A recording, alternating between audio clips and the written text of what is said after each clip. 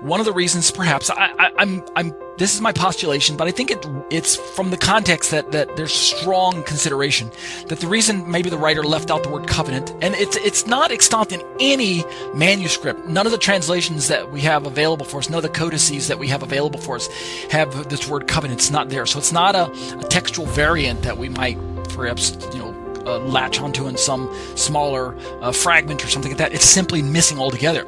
And again, I think it's because the writer is trying to understand that if that first priesthood had been faultless, there would have been no occasion to look for a second. And with that context, we can jump down to verse 13 and say, in speaking of a new priesthood, he makes the first priesthood obsolete, and what is becoming obsolete and growing old is ready to vanish away altogether. So in closing, he's not talking about the entire Torah that's being brought to an end, that's being made obsolete, that's being growing old and ready to vanish away.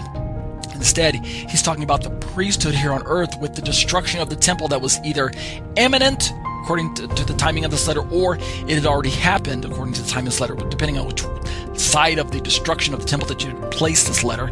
But either way, the writer had been given insight by the Spirit of God that the temple with its sacrifices was going to be brought to an end.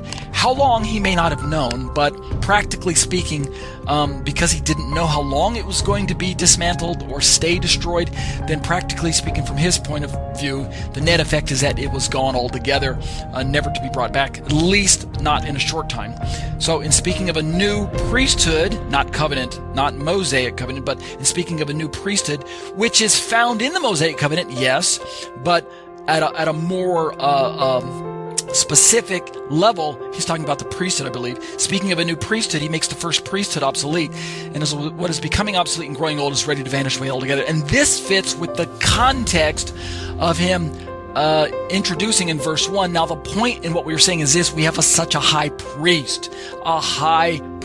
Not the point that we're talking about is that the Mosaic covenant is bad, but the point that we're trying to talk about and we'll discuss for the next 3 chapters, if I were the writer and to reveal that my thoughts to you, the point that we're going to talk about for the next 3 chapters is the contrast between the earthly priesthood, which is good, and the heavenly priesthood, which is better. Amen? Amen. Let's close in prayer.